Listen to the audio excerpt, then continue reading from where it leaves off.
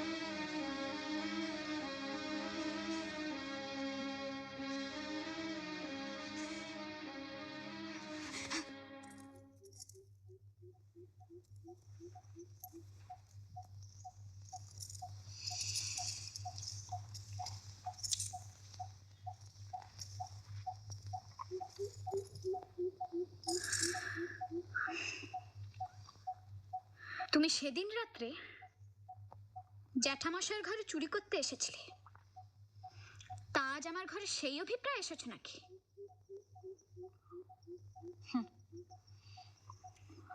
আমার আর এখন চুরির প্রয়োজন নেই মিস ঠাকুরন। আমি আর টাকার কাঙাল নই। মেজবাবুর অনুগ্রহে খাওয়া পড়ার কষ্ট আর আমার নেই। তবে লোকে যতটা বলে ততটা ঠিক নয়। তোমার কোনো কথা শোনার আমার ইচ্ছে নেই, তুমি দূর হও। লোকে বলে আমি নাকি 7,000 টাকার গয়না পেয়েছি, তাই এখানে এলাম। এই বেনারসি খান আর 3,000 টাকার গয়না। লোকে যে কত মিথ্যে কথা বলে সেটাই তোমায় দেখাতে এলাম। সোনায় পা দিতে নেই মিস ঠাকুরন, অমঙ্গল হয়।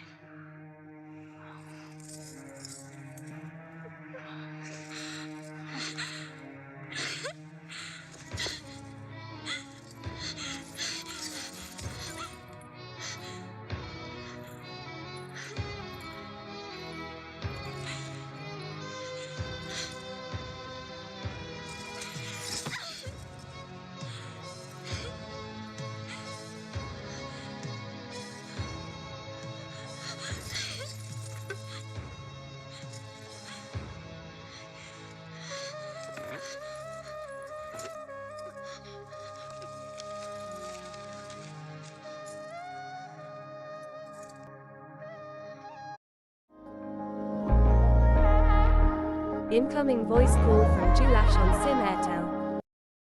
সেদিন রাত্রে বাগানে কেন তোমার ফিরতে দেরি হইয়াছিল তা আমাকে ভাঙিয়া বলিলে না। 2 বছর পর বলিবে বলিয়াছিলে, কিন্তু ওই কপালের দোষে আগেই তাহা শুনিলাম।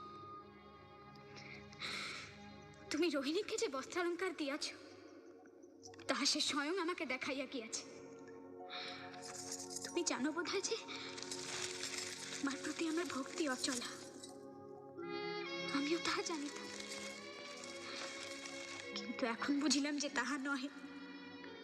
এখন ভাবি যতদিন তুমি ভক্তির যোগ্য ততদিন আমারও ভক্তি, যতদিন তুমি বিশ্বাসী ততদিন তোমার উপর আমার বিশ্বাস। এখন তোমার উপর আমার ভক্তি নাই, বিশ্বাসও নাই। তোমার দর্শনে আমার আর সুখ নাই। তুমি যখন বাড়ি আসবে অনুগ্রহ করিয়া তাহা জানাইও। আমি কাঁদিয়া কাটিয়া যেমন করিয়া পারি পিত্রালয়ে যাইব। ইতি সেবিকা শ্রী ভ্রমরা।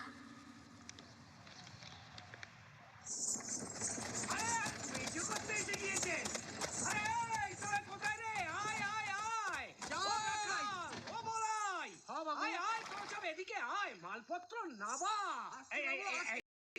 সাবধানে সাবধানে সাবধানে সব জিনিসপত্র নামাবে। আয় আয় তোরা সব এদিকে আয়। আসছি বাবু আসছি। সাবধানে সাবধানে। মা, বেঁচে থাক বাবা। রাস্তার এত ধকল সহ্য হয়? মা, ভ্রমর। তোর যেদিন পত্র এলো তার পরদিনই বৌমা বাপের বাড়ি চলে গেল।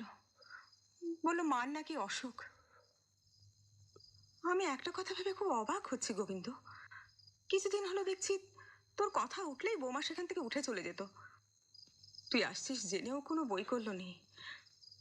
কি হয়েছে বাবা বৌমার? কালই তো জ্যাঠামশাই পালকি পাঠাবেন বৌমাকে আনতে। না থাক। সেটা তুই তোর জ্যাঠাকে বল। উনি অবশ্য এখন ঘুমিয়ে আছেন, পীড়াটাও বেড়েছে। বৌদি দেখেছিলে? না, ওনার নিষেধ ছিল। তুই এখন বিশ্রাম কর বাবা।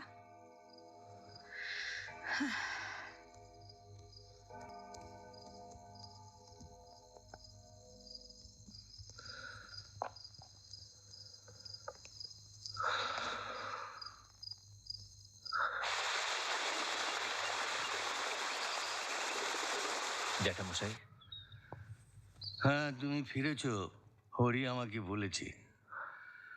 আপনার প্রিয়ার সংবাদটা পেলে আরো আগেই চলে আসতে পারতাম। তাতে কাজের ক্ষতি হতো।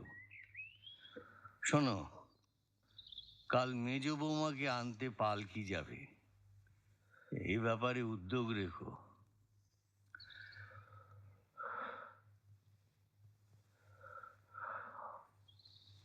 আমি বলছিলাম যে ভ্রমরের মার যখন গুরুতর পীড়া, কয়েকদিন থেকেই আসুক। যা ভালো বোঝো। জ্যাঠামশাই, আপনি বদ্যি ডাকতে বারণ করছেন কেন? আমি বৃদ্ধ হয়েছি। মহাকাল তার নিজের নিয়মে চলে, কারুর কথায় কর্ণপাত করে না। এসব কথা থাক।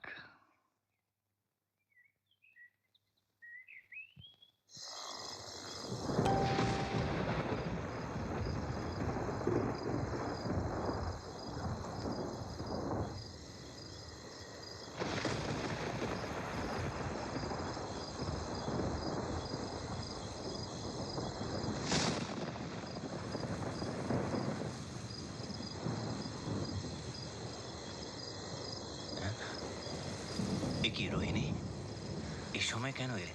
ঘরে ফিরেছ, তারপর এক পক্ষ কেটে গেল, তোমার দেখা পাইনি। আমি আর থাকতে পারলাম না। তুমি কি আমায় ভুলে যেতে চাইছো?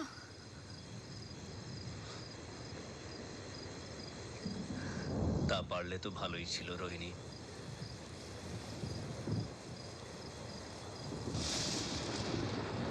শুনেছ বোধহয় ভ্রমর মায়ের কাছে চলে গেছে। মনে হয় ও আমাকে এক প্রকার ত্যাগই করেছে। আমার উপর বিশ্বাস নেই, ভক্তি নেই। এখন ঘর শূন্য। বাটির আত্মীয় পরিজন ভগ্ন মন নিয়ে রয়েছে। চারদিক ছিছি করছে।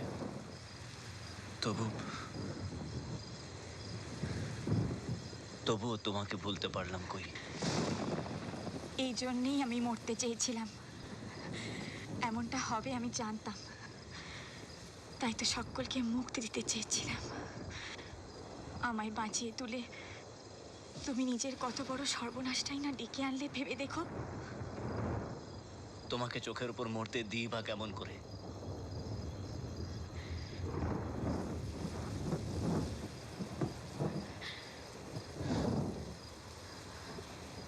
মনে বড় অশান্তি, রোহিণী। কিছুতেই শান্তি পাচ্ছি না।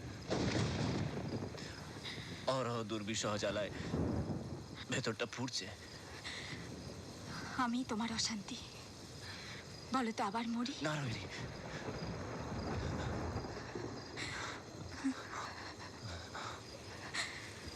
রোহিণী, রোহিণী, রোহিণী, এখন তুমি আমার আশ্রয়, আমার সব অস্থিরতা বলে থাকার একমাত্র উপায় তুমি। নিন্দা ধিক্কার যখন আর মুছে ফেলা যাবে না, তখন আর কিসের ভয়, কিসের বাধা? রোহিণী, চলো আমরা দুজনে একসঙ্গে মরি। হ্যাঁ রোহিণী। এমন মরণে আমার যদিও বা সুখ, তোমার সর্বনাশ। তুমি কি তাই চাও? তাই চাই। আমায় ছাড়ো। কেন? তোমার মন শান্ত নয়? আমি যাই। না রোহিণী, তুমি যাবে না। মন কোনো কালে আর শান্ত হবে না। এখন আমার শান্তি বলতে কেবল তুমি।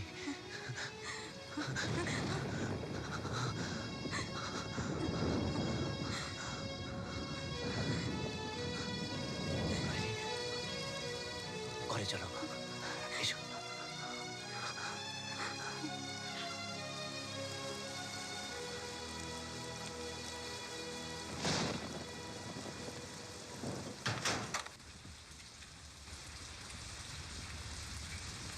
গোবিন্দলাল এখনো এলো না?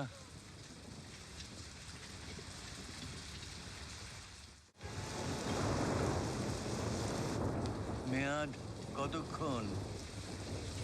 এটি খান, তারপরে বলছি।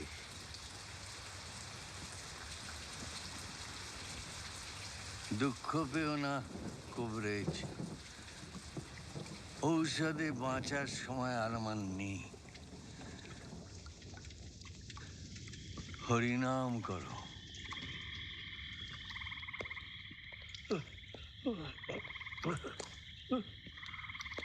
আপনাকে ডাকতে যাচ্ছিলাম। কেন? কথা বলার দেরি নেই।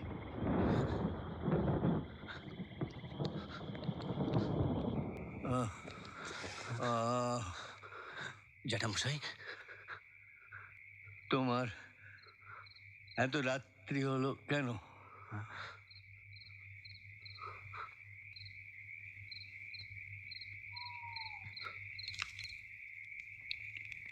আগের উইলে তোমার 8 আনা ছিল, এটি নতুন উইল। পড়ো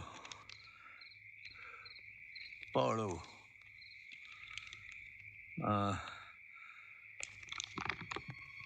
সবই আগের মতোই আছে, কেবল তোমার নাম কেটে মেজ বৌমার নাম বসানো হয়েছে। তার অবর্তমানে তুমি তার অংশের 8 আনা পাবে। হরলালের চরিত্র গুণ ছিল না, তোমার ছিল, তা হারিয়েছ।